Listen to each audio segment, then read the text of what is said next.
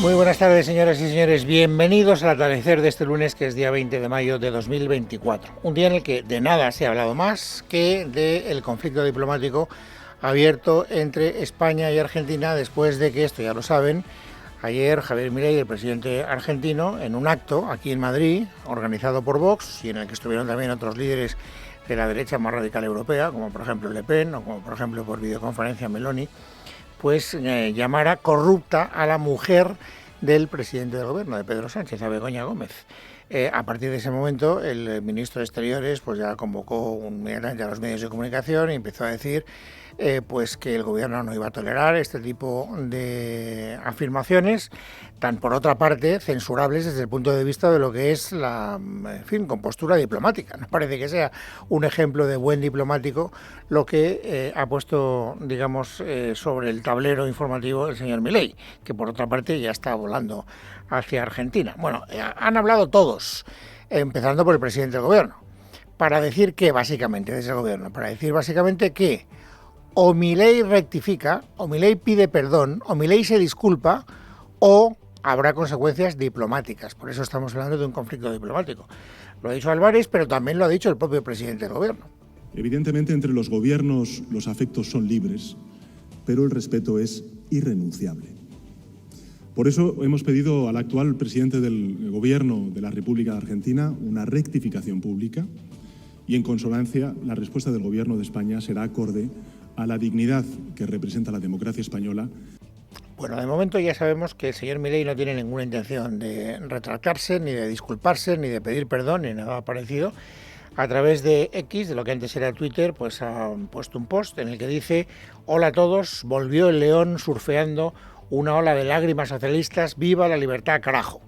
Este es el mensaje de Milei. Y luego he estado viendo, ahora antes de entrar aquí en el estudio, una entrevista que le hicieron ayer al ministro del Interior argentino en Buenos Aires, que se llama Guillermo Francos, donde queda perfectamente claro que el gobierno argentino no está por la labor en absoluto de pacificar esta relación bilateral tan dañada después de las declaraciones de Milei. Es más, lo que hace Guillermo Francos es, en ese vídeo, que también tienen ustedes en las redes sociales, es empezar a recordarle al gobierno español todas las veces que desde el gobierno español se ha acusado a Milei o a Argentina de cosas también gravísimas. La que todos tenemos en la cabeza, porque es la más reciente en el tiempo, es la de Óscar Puente, diciendo que Milei también se metía alguna sustancia. Bueno, pues muy bien, así están las cosas, es decir, más bien mal. La gran duda es a qué se refiere Pedro Sánchez cuando dice que si no se disculpa, la respuesta del gobierno español estará en consonancia con lo que demanda la dignidad de las instituciones. ¿Está dando a entender que va a romper relaciones diplomáticas con Argentina? Hoy se lo han preguntado a Álvarez, y Álvarez la verdad es que no ha dicho ni que sí ni que no. No quiero adelantar acontecimientos, yo espero esas disculpas públicas por un acto que ataca frontalmente a nuestras instituciones y que es claramente una injerencia en asuntos internos españoles. Estas declaraciones las ha hecho esta mañana Álvarez cuando ya sabíamos que además había convocado al embajador de Argentina en Madrid para llamarlo a consultas, que es una manera diplomática de decir para formularle una queja que no sabemos hasta dónde va a llegar desde el punto de vista de sus consecuencias. Así que estamos en un, digamos, compás de espera. No sabemos cómo va a evolucionar este conflicto diplomático bilateral. Lo que sí que sabemos es el largo recorrido que ha tenido en el debate político interno doméstico en nuestro país. Para empezar, porque el propio gobierno pues ha querido no solo referirse a Milei, que ha sido el que ha, digamos, encendido la mecha de este conflicto, sino que también ha querido cargar contra los dos partidos del centro-derecha en nuestro país, contra Vox y contra el Partido Popular. El propio Álvarez pedía en televisión española esta mañana a las dos formaciones políticas que también se disculparan. También debería disculparse Santiago Abascal y Vox, que le acogieron y jalearon y aplaudieron esas declaraciones en vez de parar en ese mismo momento el acto. Y también el Partido Popular, que ha perdido nuevamente una enorme oportunidad para defender a las instituciones españolas. Bueno, así que como faltan muy pocos días para las elecciones europeas, aquí tenemos munición. y el gobierno está utilizando esa munición para tratar de desgastar los, intereses electorales tanto de Vox como del Partido Popular. Y a los dos partidos, con discursos distintos, pero a los dos partidos se ha dirigido también, o se ha referido, como ustedes prefieran, el propio presidente del gobierno, Pedro Sánchez, para afearle la conducta al Partido Popular por aquello de poner adversativos en las condenas a Milei. Luego veremos que efectivamente el Partido Popular no está de acuerdo con lo que ha dicho Milei. Lo que pasa es que a continuación añade pero, puntos suspensivos. Luego veremos en qué se traducen esos peros. Y eso es lo que no le ha gustado a Sánchez, hablando del Partido Popular. Sánchez dice que en este tipo de conductas lo que no hay que hacer precisamente es poner peros. Defender las instituciones españolas de insultos y de difamaciones que eventualmente puedan hacer mandatarios extranjeros no entiende de peros, porque más allá de la ideología está la educación y el patriotismo. Este es el mensaje de Sánchez al Partido Popular. Y todavía más duro, mucho más duro, el mensaje de Sánchez a Vox y a su líder, a Santiago Abascal. Lo que vimos ayer también en boca del señor Abascal fue una apelación explícita a la violencia política. Decir que hay que sacar a patadas y a gorrazos a un gobierno legítimo es antidemocrático y exige una condena rotunda por parte de todas las fuerzas políticas, de todos los medios de comunicación y del conjunto de su sociedad. Y así es como este asunto se convierte en moneda electoral. Estamos en vísperas de elecciones europeas, que serán el próximo día 9 de mayo, y a muy pocos días de que empiece formalmente la campaña, pero la pre-campaña ya se ve que ya ha empezado con estas apelaciones, tanto al Partido Popular como a Vox. Vamos, por lo tanto, a analizar la respuesta de los dos partidos. El directamente aludido ha sido Vox en primer lugar, porque era el organizador del acto en el que Milei llamó corrupta a Begoña Gómez. ¿Se va a disculpar Vox? Evidentemente no, pero esto no es una conjetura. Es que lo han dicho todos sus portavoces. Por ejemplo, la portavoz del propio partido de Abascal en el Congreso de los Diputados. Demasiado educado fue el presidente de Argentina. Lo que tiene que hacer el presidente del gobierno y todo el gobierno en su conjunto es dar las explicaciones pertinentes acerca de ese comportamiento que tuvo la mujer de Sánchez en esas presuntas implicaciones de adjudicación de contratos a empresarios de su círculo. Eso es lo que tiene que hacer el presidente del gobierno. Bueno, ya sabíamos que no se iba a disculpar Vox. Lo que pasa es que aquí está, digamos, la confirmación de algo que ya sabíamos o que ya intuíamos o que conjeturábamos. Abascal ya había hablado por la mañana en términos muy parecidos a los de Pepa Millán y había dicho algunas cosas interesantes. Una, que por cierto no se aleja demasiado del discurso del Partido Popular, es que lo que dijo ayer Milei no se puede considerar bajo ningún concepto un ataque a la soberanía de nuestro país. Porque una vez más este gobierno está dispuesto a utilizar las instituciones a su servicio. Aquí no ha habido ningún tipo de ataque ni a la soberanía ni a la dignidad de España. Ha habido una acusación a la mujer del presidente. Y por lo tanto, si tiene que apoyar a alguien, no será precisamente al gobierno de su país, sino a Milei. He tenido oportunidad de trasladar mi apoyo a Javier Milei y lo seguiré haciendo. Bueno, esta es la respuesta de Vox a las, iba a decir insinuaciones, pero son algo más que insinuaciones que le ha dirigido el propio presidente del gobierno. Y ahora vamos con la reacción del Partido Popular, porque también hemos oído a Sánchez diciendo que en este momento no hay que poner peros. Bueno, Feijóo se ha referido a esas declaraciones de Sánchez y lo primero que le ha querido decir en público, hoy, esta mañana, es que Sánchez no es quien para dar lecciones de diplomacia. Creo que Sánchez no está para dar lecciones de diplomacia, teniendo en cuenta que su gobierno empezó todo esto haciendo exactamente lo mismo que hoy denuncia, con una sobreactuación, por cierto, absolutamente impropia. Bueno, esto es lo que ha dicho Feijóo, entre otras cosas. También ha dicho algunas otras. Es verdad que el Partido Popular está tratando, digamos, de empatar el partido, por decirlo coloquialmente.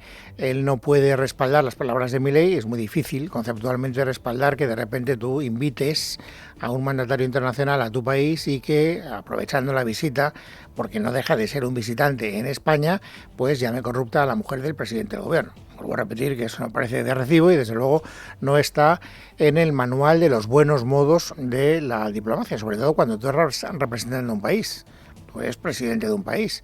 Lo que tú puedas opinar personalmente del presidente del gobierno del país que visitas o de la mujer del presidente del gobierno del país que visitas no deja de ser una opinión personal. cuando sabes que eres presidente de la República de Argentina, tienes que obrar en consecuencia y, por lo tanto, pues hay determinadas cosas que no debes decir por mucho que el cuerpo te lo pida, porque por eso eres un cargo público. Esta es mi opinión particular al respecto. Bueno, el Partido Popular, por lo tanto, no puede respaldar las declaraciones de Milei, pero tampoco está por la labor de utilizar, digamos, en el argot pugilístico el asunto este de levantar el brazo del gobierno para declararlo vencedor frente a su combate o en su combate frente a Milei. Lo que hace el señor Feijóo es pues algo así como decretar combate nulo. Es decir, oiga, aquí los dos púgiles, los dos, han cometido errores. Ni el gobierno del señor Sánchez, que empezó insinuando consumo de sustancias al presidente de la República Argentina, ni el señor Milei, que siguió llamando corrupta a la mujer del presidente del gobierno de España, están en el espacio de moderación que yo reivindico para la política. Bueno, este es el mensaje de Feijóo, que por otra parte se ha producido unos minutos después, unas horas después tal vez, de unas declaraciones muy parecidas que en la cadena COPE por la mañana había protagonizado Esteban González Pons, que es una de las personas de máxima confianza de Alberto Núñez Feijóo y además un hombre que desarrolla su actividad política sobre todo en foros internacionales, en el Parlamento Europeo. Él vuelve a formar parte de la lista del Partido Popular al Parlamento Europeo. ¿Y qué había dicho Pons en la COPE por la mañana? Siguiendo la estela que después ha seguido el propio presidente del gobierno. Escúchenlo. El discurso de Milei de ayer es, desde luego, una intromisión en política nacional. Y además, en un espectáculo, que calificaré como chocante. Dicho esto, con todos mis respetos, la mujer de Pedro Sánchez no es un asunto de Estado. Y convertir a la mujer de Pedro Sánchez en la razón de una posible ruptura de relaciones diplomáticas entre España y Argentina es exagerar muchísimo. Este es un discurso, si ustedes lo recuerdan, porque lo acabamos de escuchar, bastante parecido, no diré idéntico, pero bastante parecido al discurso o por lo menos aparte del discurso del señor Abascal, que también ha dicho que no es un asunto de Estado, Begoña Gómez, y que por lo tanto que tampoco se ponga estupendo el presidente del gobierno. Sin embargo, fíjense, Abascal, en vez de, digamos, señalar esa coincidencia argumental del Partido Popular con lo que él había dicho minutos antes, lo que hace es señalar las diferencias. ¿Por qué? Pues porque estamos en campaña electoral. Y como vamos a empezar la campaña dentro de unos días, pues ya hay que aprovechar cualquier balón que te centren para rematarlo a puerta. Y eso es lo que ha hecho Abascal. Y Abascal ya lleva una larga temporada aprovechando todas las circunstancias que puede para arremeter contra el Partido Popular. ¿Y qué ha hecho Abascal después de escuchar a Pons? Lo que acabamos de escuchar de Pons, arremeter contra Pons y, naturalmente, por añadidura, arremeter contra el Partido Popular. El Partido Popular no entiende la coyuntura internacional. Ya ha quedado demostrado porque el Partido Popular, una vez más, se une y se suma a la pinza del Partido Socialista y de sus medios de comunicación contra importantes líderes internacionales. Ya ha ocurrido en la mañana de hoy, una vez que el portavoz del Partido Popular ha acusado al presidente Milei de intromisión. Bueno, pues esto es lo que dice Abascal y vuelvo a repetir que esto hay que enmarcarlo, creo yo, esta es mi opinión particular, en lo que es el discurso preelectoral. De la misma manera que hay que enmarcar en el discurso preelectoral algunas de las cosas que ha dicho Sánchez, algunas de las cosas que ha dicho Álvarez y también algunas de las cosas que ha dicho la que va a ser el número 1 en la candidatura del Partido Socialista en las elecciones europeas, porque Teresa Rivera también ha querido arremeter contra el Partido Popular. Ya saben que en las encuestas, se han publicado 3, por cierto, en los medios de comunicación, el Partido Popular va en cabeza, en las encuestas. Y por lo tanto a Teresa Rivera lo que le interesa es, en fin, reducir distancias frente a quien va a ser su gran adversario, frente a quien se mide, sobre todo, que es el Partido Popular. Por eso también Teresa Rivera ha querido aprovechar las aguas revueltas de este conflicto diplomático para arremeter contra Núñez Feijóo y contra el PP. Para mí lo más triste, lo más desafortunado, más allá de la gestión diplomática que corresponde llevar a cabo por parte del ministro de Asuntos Exteriores, es esa cobardía indecente del Partido Popular. Bueno, y para que no haya nadie que no quiera, digamos, sacar tajada de esta situación, vamos ahora con Yolanda Díaz. Yolanda Díaz también tiene un compromiso muy serio en las elecciones europeas y también se da cuenta de que aquí hay una oportunidad para levantar la mano y para hacerse notar. Es decir, oiga, que aquí estoy, las cosas no me han ido mal, las cosas no me han ido bien en las últimas citas electorales, pero yo no renuncio a que dejen de irme mal y empiecen a irme un poquito mejor. Por lo tanto, ¿qué voy a hacer? Pues voy a aprovechar esta circunstancia para arremeter ¿contra quién? ¿Contra el Partido Popular? No, ya se ha metido el Partido Socialista con ellos. Me voy a meter contra los empresarios. Porque como yo represento una formación política que lo que hace es marcar distancias con el mundo empresarial, pues voy a significarme en esa dirección. ¿Qué había ocurrido el sábado? Aprovechando la presencia de Milei en España, que algunos empresarios muy notables de España, algunos de los presidentes de las grandes compañías españolas, que por cierto tienen intereses en Argentina, se habían reunido con Milei. Y naturalmente eso ha sido utilizado por Yolanda Díaz como un argumento de reafirmación personal, pero con el envoltorio de acusación a esos empresarios. Siento muchísimo que el empresariado español haya acompañado al señor Milei este fin de semana, a sabiendas ya de que no es la primera vez que insulta al gobierno español y a sabiendas probablemente de lo que el presidente argentino iba a decir. Por tanto, creo que ha sido un grave error. Fíjense ustedes la cabriola dialéctica que tiene que hacer Yolanda Díaz, porque la reunión con los empresarios se produjo antes del acto político en el que Milei llamó corrupta a Begoña Gómez. Por lo tanto, ella da por hecho, ella supone que los empresarios ya sabían lo que iba a decir Milei. Porque claro, de otro modo, esa acusación carece absolutamente de fundamento. Imagínense ustedes el esfuerzo intelectual que tiene que hacer Yolanda Díaz para que esa acusación tenga algún sentido. Una acusación que ya ha sido naturalmente respondida, lo ha sido esta mañana en la cadena SER, por el señor Garamendi, por el presidente de la patronal española, que hablando de estas declaraciones de Yolanda Díaz ha dicho lo siguiente. Creo que tampoco ayuda, es decir, ni busca, y el buscar culpables justamente en este caso al mundo empresarial. Pero estamos acostumbrados últimamente también a que parece que el mundo empresarial es el culpable de las cosas con nombre y apellidos, cuando también vienen en declaraciones también de planteamientos radicales de otros lados. Bueno, pues este es el resumen del amplio debate que se ha abierto en España a propósito de desde mi punto de vista, desafortunadas declaraciones de Javier Milei a propósito de la mujer del presidente del gobierno. Como no sabemos qué va a pasar en el futuro más inmediato, como no sabemos en qué van a quedar las relaciones diplomáticas, no sabemos qué ha pasado en esa conversación entre Álvarez y el embajador argentino, pues no tengo ni la más remota idea de cuál será el recorrido de esta historia. Pero den ustedes por hecho que todavía nos va a acompañar durante algunos días. Y luego, hay otra referencia informativa hoy obligatoria. Es verdad que ha perdido un poco de sustancia, porque hoy estaba previsto, era uno de los acontecimientos que estábamos esperando con más interés, la declaración del novio de Isabel Díaz Ayuso en el juzgado. Pero resulta que esa comparecencia se ha pospuesto. Sepamos por qué. Miguel Ángel Pérez. La titular del Juzgado de Instrucción número 19 de Madrid, María Inmaculada Iglesias, ha suspendido hasta el próximo 24 de junio la declaración del novio de la presidenta madrileña Isabel Díaz Ayuso y del resto de los investigados por un presunto fraude fiscal. Esta suspensión se produce debido a que uno de los investigados citados para este lunes no se le había podido notificar la citación, ni tampoco se había podido tramitar una videoconferencia prevista para mañana en los juzgados de Sevilla. La pareja de la presidenta regional, Alberto González Amador, llegaba sobre las 10 de la mañana a los juzgados de forma discreta para declarar por dos presuntos delitos fiscales y un presunto delito de falsedad documental en relación a un supuesto fraude fiscal de 350.000 euros que le atribuye la Fiscalía de Madrid y la Agencia Tributaria. A su llegada no era captado por los medios que estaban desplegados en los dos accesos de esta sede judicial. A media mañana se encontraba en el interior de la sala de vistas para declarar. En el acceso principal de los juzgados se desplegaba un paseillo especial de vallas y se reforzaba la seguridad. A las puertas se concentraban decenas de periodistas. Finalmente, la vista era suspendida. Bueno, pero aquí ha pasado un poco lo que le ha pasado a Yolanda Díaz, que como ya había un discurso preparado por parte de la izquierda, pues no han renunciado a pronunciarlo, a pesar de que no se ha producido la comparecencia del novio de Isabel Díaz Ayuso por ese retraso que nos ha explicado Miguel Ángel Pérez.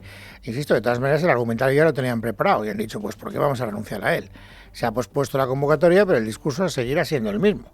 Y han hablado representantes del gobierno y del partido del gobierno. En representación del Gobierno, Mónica García, porque ministra de Sanidad, no es su jurisdicción hablar del novio de Isabel Díaz Ayuso, pero ha sido la gran antagonista durante mucho tiempo de la propia Isabel Díaz Ayuso en la Asamblea de Madrid. Y claro, hay tics que no se olvidan. Bueno, lo que esperamos es que se aclare una situación en la cual hay un triángulo amoroso entre un señor, una presidenta y un grupo que se llama el Grupo Quirón, que bueno, pues que ese triángulo amoroso al final lo que hace es que se estén deteriorando nuestra sanidad pública en la Comunidad de Madrid y que también se esté deteriorando también la imagen de un gobierno que lo que ha hecho es aprovechar una pandemia para enriquecer a sus más allegados, su hermano, su novio, etcétera, etcétera. Ya da por hecho todavía acontecimientos que están siendo investigados por la justicia.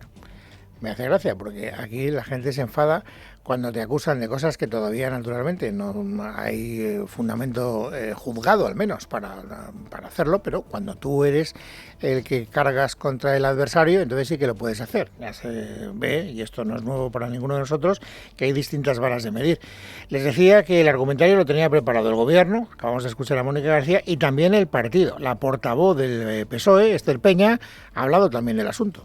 Estamos viviendo como toda la maquinaria de una administración pública, como la Comunidad de Madrid, se pone a disposición gratuitamente del particular Alberto para defenderlo. Como desde el área de prensa de la Comunidad de Madrid se envían notas a los periodistas que deberían ser enviadas por los abogados del particular Alberto. La señora Ayuso confunde la planta noble de la Puerta del Sol con su ático de lujo en Chamberí.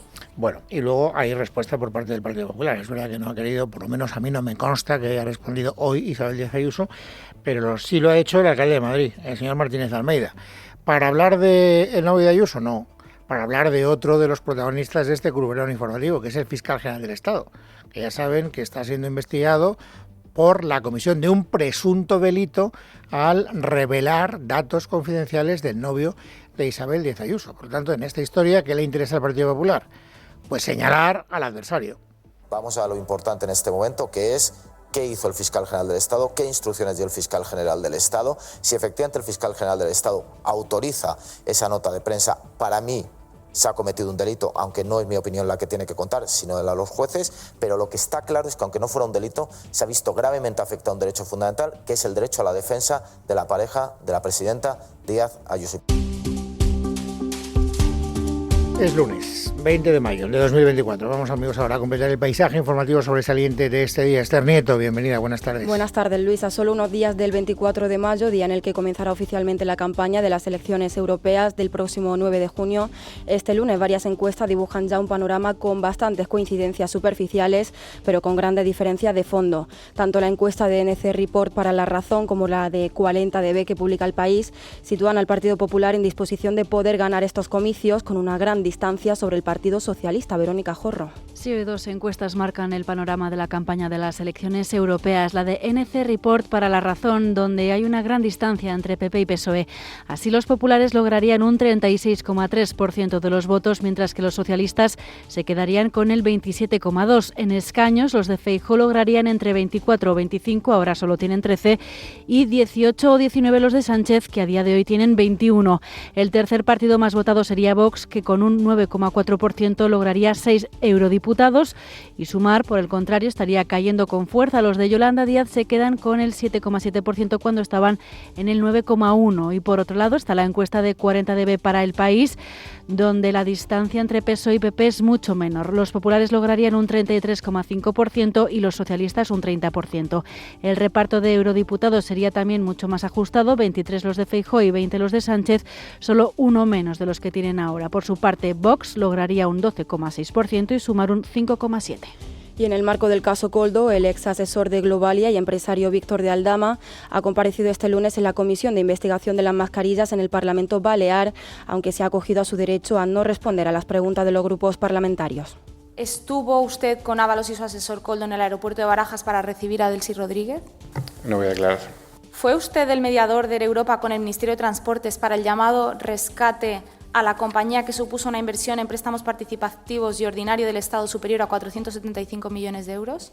No voy a aclarar. ¿Fue en ese rescate donde se fraguó el ofrecimiento de las mascarillas? No voy a aclarar. ¿Influyó para que los contratos acabaran siendo adjudicados a Soluciones de Gestión? No voy a aclarar. De Aldama solo se ha extendido algo más en su respuesta al portavoz del PP, José Luis Mateo, a quien ha agradecido que se haya referido a él como presunto, porque dice de Aldama que es la primera vez que lo escucha. Y sobre el caso Pegasus, la ministra de Defensa, Margarita Robles, en su primera comparecencia en 6 años ante la Comisión Mixta de Seguridad Nacional, ha insistido que en los móviles de los miembros del Gobierno infectados no había ningún dato clasificado que pudiera comprometer la seguridad nacional. La comparecencia de Robles llega apenas un mes después de que la Audiencia Nacional decidiera reabrir la causa tras haberla cerrado hace un año. En este sentido puedo señalar que no hay constancia alguna conocida de que los dispositivos móviles infectados contuvieran información clasificada legalmente como secreta o reservada. Por ello, resulta claro que la seguridad nacional no se ha visto afectada por las mencionadas infecciones, como sí ha podido verse la intimidad y datos personales de los que éramos titulares de aquellos móviles. Y el ministro de Asuntos Exteriores, José Manuel Álvarez, ha confirmado que la española de 82 años que resultó herida en el atentado ocurrido el viernes en Afganistán, en el que murieron 6 personas, 3 de ellas españolas, está evolucionando favorablemente, aunque continúa grave. El ministro ha aclarado que los otros 2 españoles ilesos han abandonado ya el país por sus propios medios. A Kabul han viajado también diplomáticos españoles para brindar apoyo consular y asegurarse de que la repatriación de los cuerpos se realiza de forma eficaz y digna, como ha confirmado el ministro en Antena 3. Los 2 españoles que resultaron ilesos han abandonado a Afganistán. Los diplomáticos que han sido enviados a Kabul para acompañar a los españoles y encargarse de la repatriación de los cuerpos ya están en Kabul. Y la española que fue gravemente herida y fue intervenida quirúrgicamente esa misma madrugada en Kabul está evolucionando, sigue en un estado grave, pero está consciente y por lo tanto albergamos esperanzas de que salga adelante. La Junta de Extremadura ha anunciado a primera hora de la mañana que la presidenta extremeña María Guardiola ha sido ingresada en la UCI del Hospital Universitario de Cáceres al sufrir una sepsis después de ser sometida a una intervención quirúrgica debido a un proceso infeccioso. Guardiola evoluciona favorablemente y lo previsible es que sea trasladada a planta en el día de hoy. Inés Fernández Sesma. Sí, a través de un comunicado, la Junta de Extremadura ha informado que la responsable del Ejecutivo extremeño comenzó a sentir fiebre y malestar en la tarde del martes, acudió al hospital el miércoles, donde tras las pruebas realizadas se determinó que sufría un proceso infeccioso y decidieron intervenir quirúrgicamente. Posteriormente, en la recuperación de la cirugía, la presidenta sufrió una sepsis, por lo que tuvo que ser atendida en la unidad de cuidados intensivos. La sepsis es una afección potencialmente mortal que se produce cuando el sistema inmunitario del organismo reacciona de manera extrema a una infección, provocando una disfunción orgánica. La presidenta de la Junta permanece en la UCI, donde evoluciona favorablemente. También los médicos han señalado que cuando así lo determinen, la presidenta retomará su agenda pública. En la crónica de sucesos, un abuelo ha matado presuntamente a sus 2 nietos en Huetortájar, en Granada, tras atrincherarse con un arma de fuego en la vivienda. La policía se ha encontrado a los 2 menores de 10 y 12 años muertos en el interior de la casa, uno asfixiado y el otro con herida de bala. El hombre habría matado a los 2 niños antes de quitarse la vida. Según ha indicado el delegado del Gobierno en Andalucía, la esposa y la hija del presunto homicida fallecieron el pasado mes de marzo en un accidente de tráfico en el que conducía él mismo. Nos da todos los detalles Teresa Fernández. Sí, Pepe, de 72 años, se atrincheraba anoche con sus 2 nietos de 10 y 12 años y un arma de fuego. Los negociadores de la Guardia Civil y el padre de los menores se mantuvieron hasta las 5 de la mañana negociando con él, y Pepe prometió llevar a sus nietos al colegio a las 8 de esta mañana, pero al no haber movimiento a esa hora, explican desde Delegación de Gobierno, las autoridades irrumpieron en la vivienda sobre las 8:20 y fue en ese momento cuando el hombre se suicidó con el arma y posteriormente los agentes encontraban en habitaciones diferentes los cuerpos sin vida de los 2 menores. Fernando Delgado, alcalde de la localidad, hablaba en Televisión Española de una familia normal, muy querida en el pueblo, que hace 2 meses ya sufrió otra tragedia que podría haber sido el desencadenante de esta. Como sabéis, todo esto viene de un accidente que hubo hace un par de meses, en el que Pepe iba conduciendo un coche y tuvo un accidente y murió tanto la mujer como la hija. Los nietos también iban en el coche, también salieron heridos, tuvieron unos pocos días ingresados al hospital y bueno, y sabíamos que fue algo trágico y que él, pues, imagínate, pues, se sentía como responsable, ¿no? Y sabíamos que estaba mal, ¿no? Pero no tan mal como para que llegara a hacer lo que ha hecho. Uno de los menores habría fallecido de asfixia y otro por arma de fuego, según apuntan varias informaciones. Fuera de nuestra frontera, la Fiscalía de la Corte Penal Internacional ha solicitado órdenes de detención contra los 3 líderes de Hamas y el primer ministro de Israel, Benjamin Netanyahu, así como su ministro de Defensa. Están acusados de crímenes de guerra y crímenes contra la humanidad por los atentados del 7 de octubre contra Israel y la posterior guerra en Gaza. Y las autoridades de Irán han confirmado la muerte del presidente del país, Ebrahim Raisi, en el accidente del helicóptero en el que viajaba y que ayer se vio obligado a hacer un aterrizaje de emergencia en una zona montañosa de difícil acceso en el noroeste del país. Entre los tripulantes no ha habido supervivientes. En el suceso también ha muerto el ministro iraní de Exteriores, Hossein Amir. Los investigadores siguen buscando pruebas para saber qué fue lo que provocó el siniestro. Ahora será el hasta ahora primer vicepresidente de Irán, Mohammad Moghber, quien asuma el liderazgo del Ejecutivo, un relevo del que va a estar muy pendiente nuestro ministro de Exteriores, José Manuel Álvarez. Voy a seguir muy de cerca, por supuesto, el relevo que se produzca en la cúpula del gobierno de Irán. Era una figura muy, muy importante. También iba el ministro de Asuntos Exteriores, mi colega de Irán, en ese helicóptero. Por supuesto que lo voy a seguir muy de cerca, ese relevo. Terminamos contándoles que el Tribunal Superior de Londres ha concedido al periodista australiano y fundador de Wikileaks, Julian Assange, una nueva oportunidad judicial.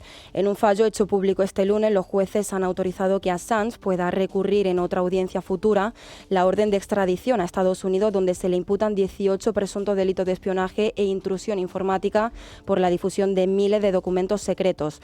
Recordamos que Assange suma ya casi 14 años de cautiverio. Está desde abril de 2019 en prisión preventiva en la cárcel londinense de Belmarsh, después de que Estados Unidos reclamara su entrega.